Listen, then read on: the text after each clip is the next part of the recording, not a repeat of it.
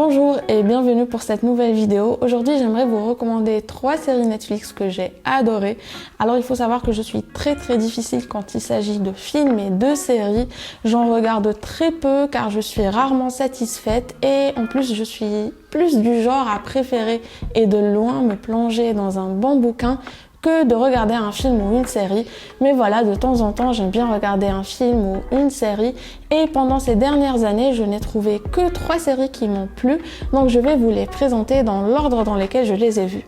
La première série, c'est Captive. Et en fait, si on pouvait supprimer une série de sa tête afin de pouvoir la revoir comme si c'était la première fois, je choisirais cette série. En fait, c'est une mini-série qui se passe dans les années 1800, une période que j'adore, que ce soit dans les bouquins ou dans les films et séries. Et on va suivre Grace, qui est une prisonnière qui raconte son histoire à un psychologue. Et en fait, elle lui raconte toute sa vie depuis qu'elle est toute jeune, qu'elle a émigré, jusqu'à comment elle s'est retrouvée en prison.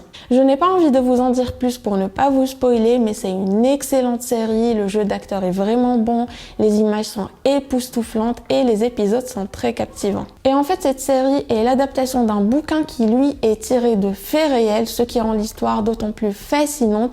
Et avant, je ne savais pas que c'était adapté d'un bouquin, sinon j'aurais clairement lu le livre avant.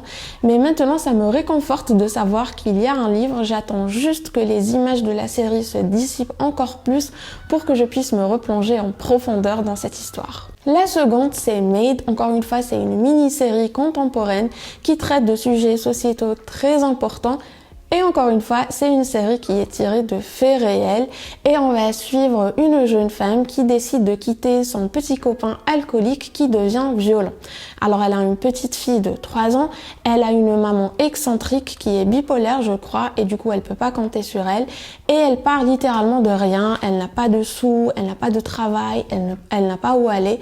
Et en plus, elle a la charge de sa petite fille et sa maman aussi devient une charge par la suite pour elle. Et on va la suivre en fait, on va suivre tout son cheminement où elle va se démener afin de s'offrir une meilleure vie à elle et pour sa fille aussi.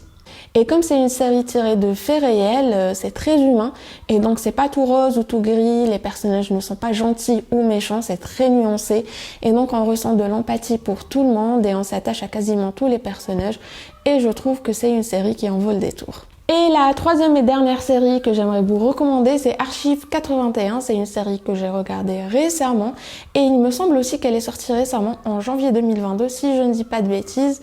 Et en fait, ça fait des années que je n'ai pas vu un film d'horreur qui m'a plu. Il n'y a rien d'intéressant et en fait, maintenant que j'en parle, il y a la série Hill House que j'ai vue l'année dernière et qui est très bien aussi. Donc si vous aimez les histoires qui font peur, je vous recommande également Hill House, la série. Et du coup, dans Archive 81, on va suivre un jeune homme dont le métier est de restaurer des cassettes vidéo endommagées. Il va y avoir une entreprise qui va l'embaucher pour restaurer une série de vidéos qui vient d'un immeuble qui a pris feu et dont tous les locataires sont morts. Et du coup, pour effectuer ce travail, ils vont l'installer dans une maison très lugubre au milieu des bois, au milieu de nulle part. Et quand il commence à restaurer ses cassettes, il va découvrir que ça vient d'une jeune femme qui documentait avec sa caméra tout ce qui se passait dans cet immeuble. Donc elle vient de s'installer dans cet immeuble et il y a plein de choses qui se passent d'ordre surnaturel, notamment des histoires de sectes et d'esprits. Et on va suivre en parallèle ce qui se passe du côté de ce jeune homme dans le présent, mais aussi ce qui se passe du côté de cette jeune femme en 1994. Il y a un excellent travail d'ambiance dans cette série, donc ça rend le tout très immersif et je trouvais l'idée très originale et la façon de présenter la chose aussi très originale. Donc je vous la recommande et j'espère surtout qu'ils vont faire une saison 2.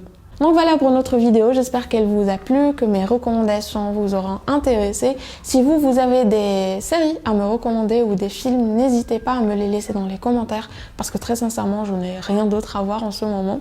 Et si vous n'êtes pas abonné, abonnez-vous pour ne pas rater mes prochaines vidéos. Si vous avez aimé cette vidéo, mettez un j'aime et partagez-la, ça m'aidera énormément. Et moi, je vous retrouve du coup la semaine prochaine pour une nouvelle vidéo. Yann, c'est fini, la vidéo est finie. Allez, on se lève maintenant. On se lève. Allez, viens. C'est terminé. C'est terminé.